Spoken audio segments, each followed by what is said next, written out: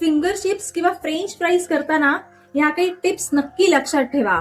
बरेचदा काय होतं, आपण ते तळल्यानंतर साधारण 5 ते 10 मिनिटातच हे मऊ पडतात. तर हे फिंगर चिप्स मऊ पडू नयेत, छान क्रिस्पी राहावेत, यासाठी मी तुम्हाला आज काही टिप्स देणार आहे. सर्वात प्रथम जेव्हा ते बटाटे आपण उभे कापून घेतो तेव्हा ते स्वच्छ पाण्याने धुवून घ्या.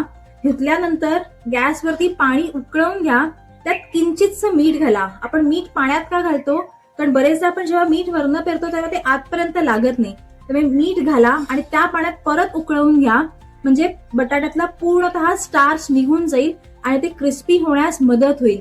त्याचप्रमाणे हे उकळवून झाल्यानंतर सुती कपड्यावर काढून पूर्णतः पुसून घ्या. त्यातलं पाणी पूर्ण काढून घ्या आणि त्यावर जरासं कॉर्नफ्लॉवर भुरभुरवा आणि हे साधारण डीप फ्रीजला ठेवून द्या. तासभर तरी डीप फ्रीजला ठेवून द्या आणि मग जेव्हा करायचं असेल तेव्हा अर्धा तास आधी काढून ठेवा आणि मग तेलात तळून घ्या.